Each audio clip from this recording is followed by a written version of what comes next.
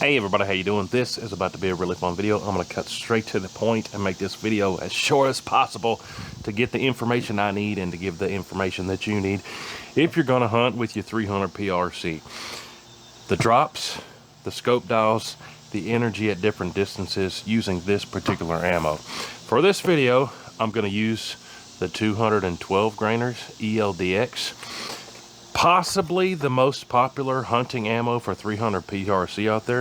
If this isn't what you're going to hunt with, stay tuned. I'm going to do this video with several different types of ammo, just so the information's out there. I've got it, you've got it. You watch the show, you know I'm a big Remington man. They just started loading 300 PRC at the Remington plant using a Spear Impact 215 grainer. Stay tuned for that. That's in their Premier long range ammo that I took to Africa in 30-06. So stay tuned for that. If you're a Remington ammo guy like I am, they've got it coming out. Pretty cool. But since 300 PRC was launched, it launched with this stuff, 212s, and the 225 matches, which is the white box. A lot of people have told me they hunt with those too. So stay tuned. I'm going to do a separate video with those. In this video, we're going to zero it at 100, get the chronograph speeds, get the drop tables, talk about energy for a split second, and we're going to stretch it out to steel at some hunting distances. It's going to be a whole lot of fun. So let's get this zeroed at 100 with this stuff and then get to it. This is going to be fun. 300 PRC, will it hunt? It's getting to be a popular one. Real quick on my rig, this is a 26-inch barrel Bergara Premier barreled action. I got it dropped in a Graybow Phoenix 2. DNT, the one scope on top. Got my Banish 30 V2 can on the end. Picked that up from Silencer Central a couple weeks ago. And that's the gist of it. I have a full video showing you everything about this rig if you want to know all about it, but I kind of pieced this together around that 26-inch barrel Bergara Premier barreled action. But let's get to it since I'm at 100. All right, now 100 yards, 300 PRC. That's what those 212s look like. Like I said, probably one of the most popular hunting rounds out there for 300 PRC. I got my pen so I can document the speeds, my glasses, and my ears. This thing should be pretty close to dialed with this ammo. Last I had it out. But got to make for sure if we're going to stretch it out, which is what we're doing today for this video. So see how we do here.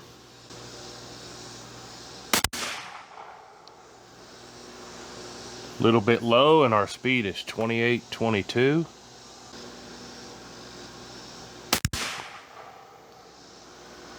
Wow, that one was wonky. Our speed was 28-50.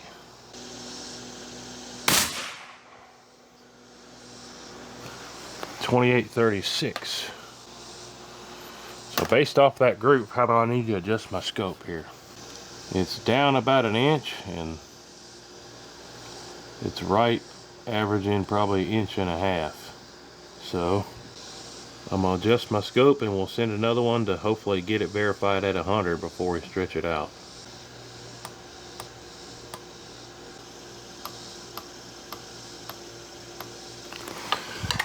All right, made my scope adjustment. Let's send one into a clean target.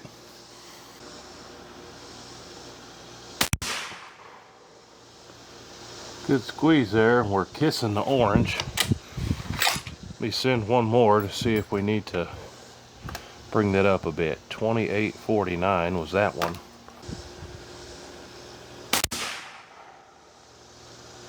Good squeeze there, and that kissed the bullseye. So I'm going to leave the scope where it is. And what was the speed on that one? 28-38. So real quick, I'm going to show you zeroing this scope. They're all different, but they're all pretty much the same. Show you my speeds, and then I'll show you the charts. Then we're going to stretch it out, and that's going to be the fun part. Alright, so here's the speeds I got out of that. The average I'm going to use for the calculations is 2839 feet per second. And the lowest was 2822, the highest was 2850. The difference in those is 28 Not great, but that's what we got to work with. A lot of hand loaders will tell you they try to get that under 10 in the single digits, but the difference in this today was 28 feet per second. Now we've got this dialed at 100, so we've got to get our scope zeroed. For this scope, all you do is loosen these 3 screws right here on the side.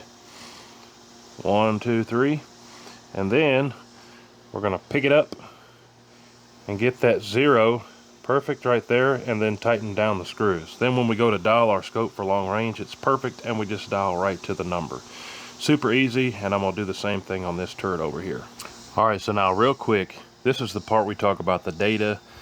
I'll put this into my calculator here, and I'm gonna take a screenshot so I can put it up right here on the video as we talk about it. So if you look at the top there, I've got the numbers plugged in. G1BC is 0.663, 212 grain. The average speed we got was 2839 feet per second. I measured this. It's almost pretty much exactly 2 inches over bore. Even though I got the scope right next to it, I got a 20 MO rail and a big old honker scope on it. It's right at 2 inches above bore.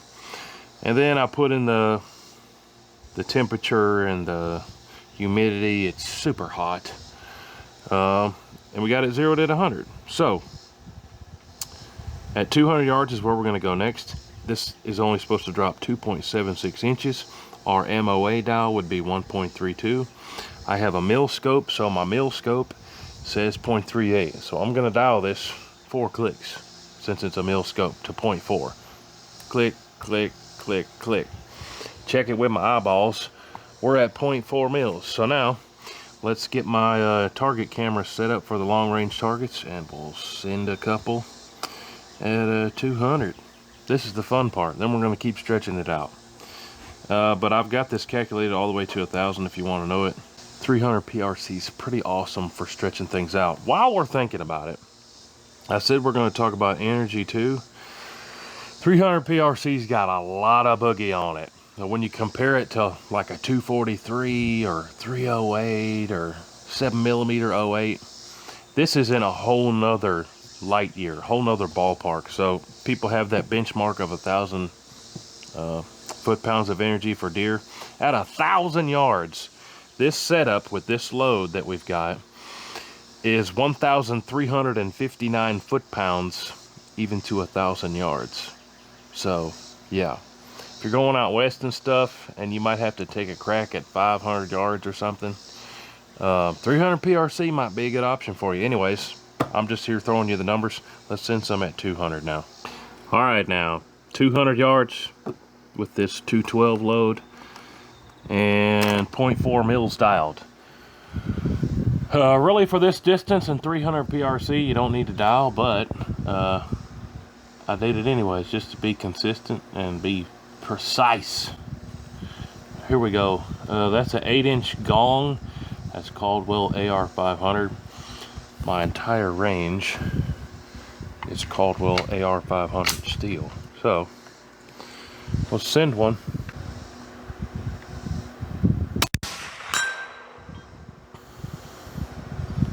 Slightly up and slightly right.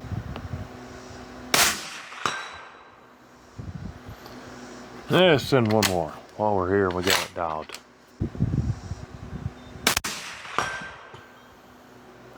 That one hit a shade high.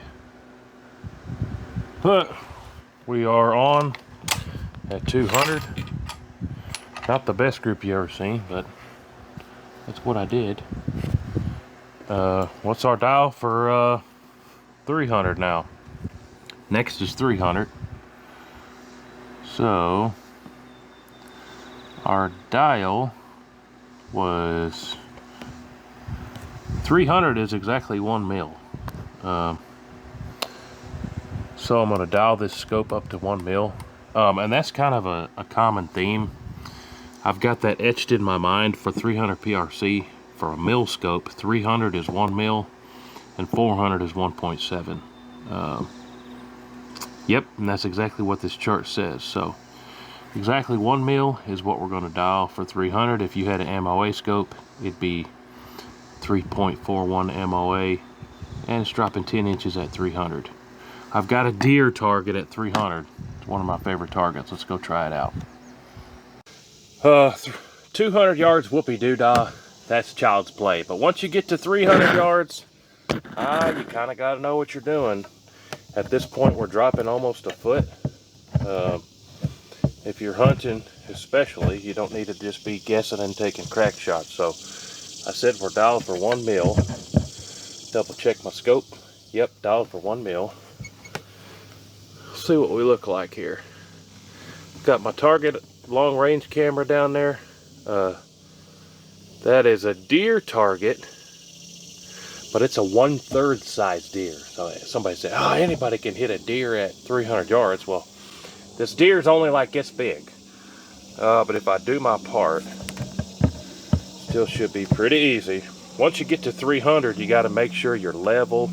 I got a level here on my rings. Have a good hold, have a good trigger squeeze. At 300 yards and beyond, the slightest little thing could be the difference of you getting your big old buck and you whiffing it and going home with unfilled tags. So here we go. First round hits at 300 make me happy. Let's see if we can do it.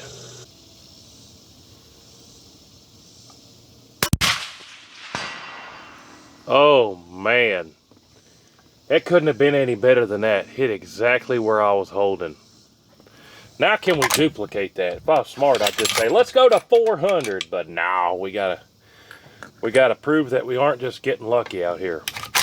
But it is nice when things come together like that.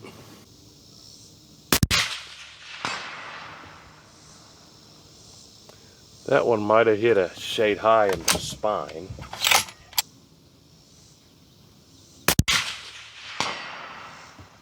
And we pretty near split the difference on those two. So there was a boom, boom, boom at 300. Let's get set up for 400. 400 yards, we're in some serious business. I'll pop up the chart again, but I remember it said 1.7 mils for 400 yards, and I've got an IPSC target at 400. So there's a 1.7 dial. Let's get ready for 400. I'll move my long range camera to 400. All right, now 400 yards. Oh man, the sweat bees are crazy today. I know you can see my shorts. It's crazy hot. I've been wearing swimsuits for like the past 2 weeks. Ridiculous hot. But 400 yards, I've got an IPSC target. Yeah, that's some Caldwell AR 502. Cool right now. The air is thick, sticky. I've got a bunch of trees in between me and the target, and there ain't a single leaf of blowing, which is good for us. But the dials, again, 1.7. Crazy bees, got that guy. I'm gonna do my best here, be level, have a good squeeze, and let her rip. Hit direct center. I almost stayed in the scope on that one. Almost. Now let's group it at 400 yards here. Try to hold the exact same hold every time. We got no wind.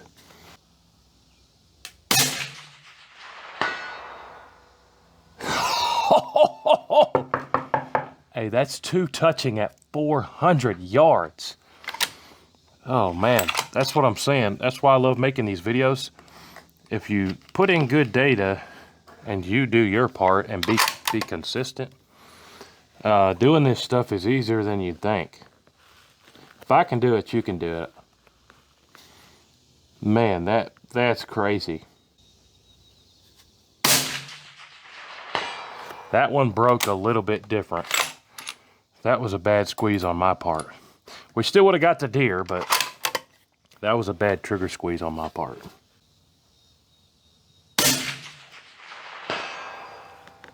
That was a good squeeze. Where'd we hit? Considerably lower. Maybe we just got lucky on those first two, huh? Should have stopped the video after those first two hits, huh? No, you guys watch my show. I'm a real dude making real videos, huh? Whatever happens, happens.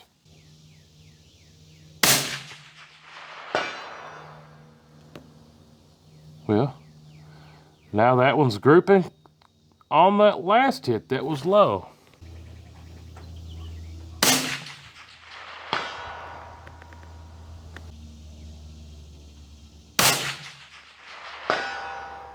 And that one grouped with the bottom. That's really odd. I've got a group at the top and a group at the bottom. All of those except for one, I was very confident in my squeeze and my hold and my trigger brake. But let's go look at the steel. All right, so here's something that very well could have been messing with my groups. We still hit the steel, but it didn't group the best you'd ever seen. And I just started using this yesterday, so I'm not accustomed to thinking about it in my mind. Look at this. My suppressor cover or shroud, whatever you want to call it, was backing off. I don't know if that just did that on the last fling or if it was like that the past 2 or 3, but man, yeah, we could have been skipping a couple off the end there. It doesn't look like there's really any impacts on there or anything cut, but it's possible. It's also changing the weight hanging off the end of the barrel. But yeah, that's one of those things, maybe you don't think about it until it happens to you. But yeah, that thing hanging off the end of my barrel very well could affect my groups there. All right, so here's my 200 yard steel. Not the best 200 group you ever seen, but we definitely would have got that deer, huh? Let's look at the 300 target. And here's my 300 yard target. Again, just to show you the size of this, my hand can grab this whole target. And our group at 300, actually about the same size as my group at 200. Not too shabby. We definitely would have smoked that deer too. Let's look at the 400 yard target. Every time I sit down here, I end up with a bunch of ticks on me, but it's all right. We got to do it for the videos. There's sweat bees down here too. But this is my 400 yard target. I've got 4 impacts right here. Oh, I didn't bring the ruler, but that's probably 5 inches wide. The up and down, very consistent. The left to right, I probably could have done a little bit better job on my end. Then we have a completely, obviously separate group down here where we have 1, 2, 3. This group's actually a little bit tighter, but that's a good 10 inches lower than these impacts. And like I said, I was confident in those squeezes. So that's a part of, if you're getting ready to do some long range steel stuff or even extended ranges hunting where you might not be able to get as close as you'd like, this group would be the difference between you getting the deer and this group. If you haven't seen all the videos on this rig, definitely go check it out. I'm absolutely loving it. I'm not loving these sweat bees biting me, stinging me, whatever they do though. I'm gonna be swole up tonight. Anyways, 300 PRC Bergara barreled action. I dig it. So far, so good. I've been doing factory ammo testing. I hadn't missed steel yet out to 400 yards. And if I had a smaller piece of steel out of here, there's a good chance I would have missed. But yeah, I love this thing. This is a gray bow Phoenix 2 stock DNT optics, the one on top with 35 zoomies. RPM rings. I'll put all this stuff in the first comment down below so you guys can check it out. Super slick Timney trigger in there. I got it turned down pretty low, and my Banish 30 V2 can on there, but hey. All right, so real quick, I'm sitting here editing this video. I just filmed this footage like an hour ago. The difference in those groups, my initial thought was, well, that could be the faster rounds hitting higher in grouping and then the slower rounds grouping lower. We did the chronograph data. The fastest was, what, 28.50, and the slowest was like 28.22. So that's almost 30 feet per second difference, which is not great. Like I think I said earlier in the video, single digits is good when it comes to the variance of the speeds. But even with a variance at 30 feet per second difference at 400 yards, the difference should only be between the fastest and the slowest, just ballparking it, less than a 2-inch difference in drop, more like closer to 1-inch drop. If we had half a box of fast ones and a half a box of slow ones, those two groups should only be 1 inch to 2 inches difference. So I really don't think that's the best description of why I had a high group and a low group. I think the lower group was just that suppressor shroud hanging off the end of the barrel. It doesn't weigh much, but that's all it takes at 400 yards is to make a difference. I think that's my best guess at the explanation of those two different groups is just that suppressor shroud putting more weight on the end of the barrel. The difference in the speeds is not enough to make it whatever that group was, 8 to 10 inches lower. Appreciate you watching. Comment down below what you think about 300 PRC, and if you want to see me do these style videos with a particular cartridge or different ammo loading. I'm doing the best I can cranking the videos out, but hey, it's hot down here in the south. Appreciate you watching. We'll see you on the next one. Hooty hoo!